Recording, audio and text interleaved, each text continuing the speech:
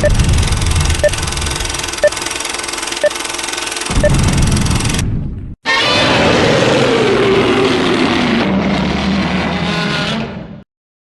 Kaiju fans, welcome back to the Kaiju World Order. My name is MM, and this is Monster of the Week, where I'll just be talking about a monster that was voted on by members of the Kaiju Hug Box, which is the Discord server that you can join by following the link in this channel's description. Now, this week's monster is actually the first for this series, and I wasn't really sure how to go on about it, especially with me talking about how I feel monsters would fare in different universes, because doing video game monsters is often very challenging, especially monsters that don't have like even a comic book like counterpart.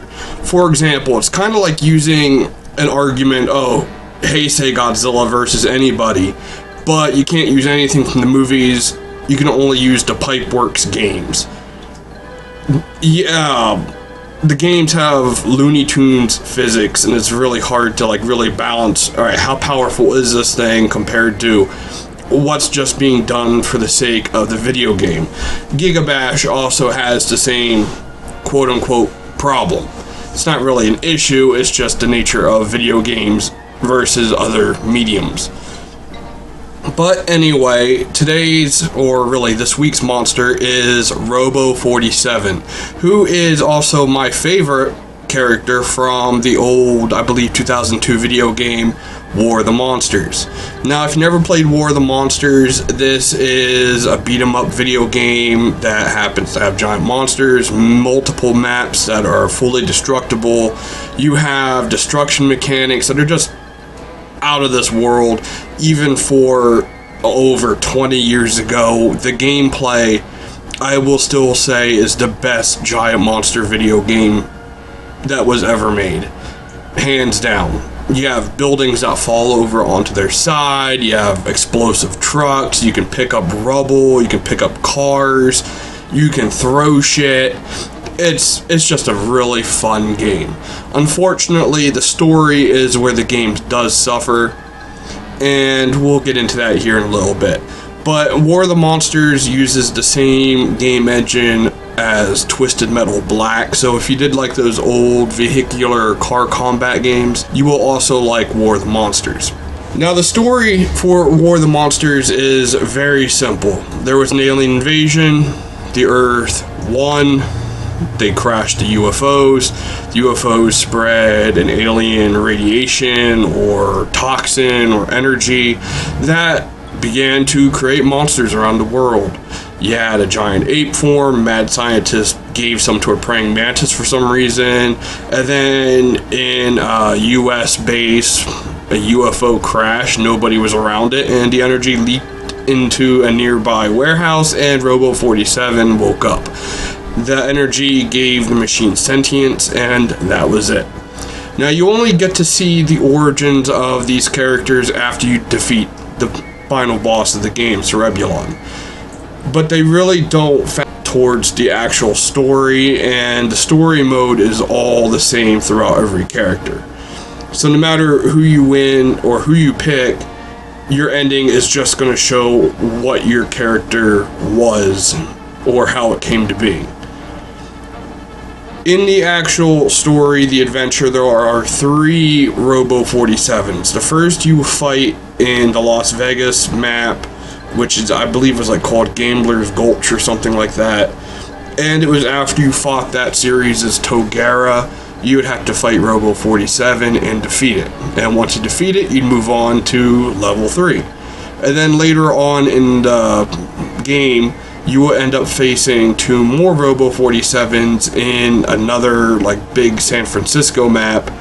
And this would also, if I remember correctly, be the time when the aliens show back up. So you'd start seeing like little UFOs buzzing around the battlefield and blasting you while also having to engage in the enemy monsters. And that was it. The game did not put a lot of thought into the characterizations of the monsters. It was strictly a, hey, this is a bunch of monsters in a full city that you can destroy. Have fun with it. And have fun with it we did for over 2 decades. I had it on my PlayStation 4 for literally as long as I had that system. The first game I think I got from my PlayStation 4 was War of the Monsters on the PlayStation Network or whatever. So yeah, the legacy of War of the Monsters lives on. The game really needs a sequel or a reboot or even a remaster at this point with modern graphics. It would be crazy. If they would expand on the story and everything, I also think Robo 47 would be a perfect main character, mascot type of character. If only because he's somewhat original compared to, say, Togera, which is obviously just your Godzilla stand-in. You have Praetor, which is a giant bug. Ultra V, which is like your Mazinger, Ultraman type thing. Robo 47 is a made in America type of mech, and we just don't see that very often. It's a design that predates the Jaegers, so you don't have that Pacific Rim influence in it yet.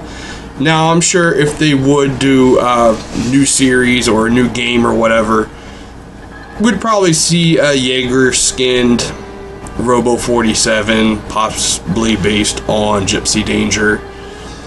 But even if we didn't, if they would just use the 4 basic ones, we'd have our basic gray, the gunmetal gray one, a blue hued one, a red hued one, and then they also included a very shiny, it looks like a tin can mixed with a Battlestar Galactica robot. I'm trying to think of what they were called. I want to say Klingon or Cylon, that's it.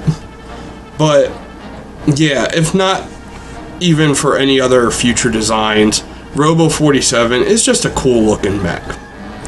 And when it comes to like unique powers, this is where stuff gets tricky for me when I'm talking about these type of monsters. Every monster in this game has super jump abilities. Every monster has ranged attacks. All the monsters have a quick blast attack that also has some degree of tracking. Robo 47 has a Gatling gun or a Vulcan gun, whatever you want to call it. It's pretty much the same weapon used as an A10, so it goes brr. But this also has a slight tracking ability. Is that an actual feature of the weapon itself, or is that just game mechanics? Depending on how you want to look at it, I don't know. Me, personally, I think it's kind of dumb that bullets, even bullets the size of what they would be for this thing to fire, to have some sort of tracking ability is kind of dumb. But they're there. And how powerful are they? Well, again, it's a video game, so we don't really know.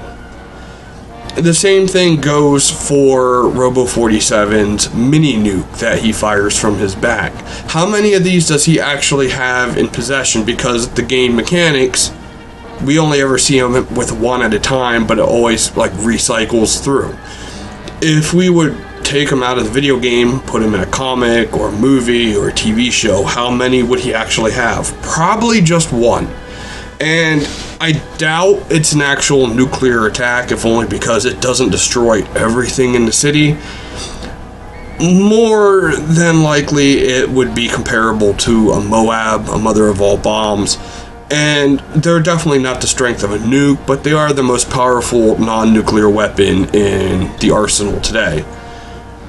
We also got to see how powerful Moabs really can be against Kaiju in 2016 Shin Godzilla, where the US deployed them against Godzilla and they fucked him up more so than he's been fucked up really since the Showa era. So the Moabs, if I am right on this, mini nuke or not, it's gonna have a hell of a punch. And the fact he's able to lock in with it and it can travel really far, even in the circumstances of the game, yeah, that's a hell of an attack. And then lastly, there is just his little jetpack, which is also at the base of his rocket. Now, this jetpack allows him to do boosted jumps, accelerate his climbing, and then again, how much of this is actually the work of the jetpack and not just the game's mechanics, because even the giant ape is able to match him in pretty much height of jumps without having the need of a rocket pack. Then he is also able to do a sort of burnout with this rocket pack where he spins his body around with the flames extending outward, which every monster in the game has an attack like this. It's a defense special that is used to blast your opponents backwards. For physical attacks, he can extend drill-like spikes from his hands. And additionally, I don't know if this is another feature for the video game or something it can actually do, but it can turn its fists into literal hammers to bring them down on opponents. This could just be an easy thing they did for the video game, where it's literally just taking his claws and making a fist, which happens to look like a hammer, or it's actually some sort of weird tech thing where the hands are actually turning into hammers. Again, I'm leaning more towards the video game aspect where it was just easier to render it looking like a hammer, because nobody in their right mind would be going this far into talking about how Robo 47 would survive in, say, a world populated by Godzilla Kaiju. And just with that, yeah, I think Robo 47 could survive for sure against weaker monsters. I would whoop ass against a lot of Showa monsters.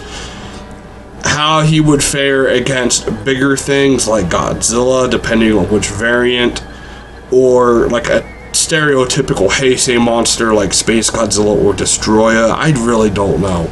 Again, it's that weird character from a video game crossing over with stuff that has to follow at least some degree of, I don't know what word to use here, like law for the rules of the kaiju or the rules of the story or the universe that we're talking about. But regardless, folks, that's really all I got here. I already feel super nerdy enough talking about that the way I did. So until next time, peace out, and Minya, take it away. Someone says you should like and subscribe.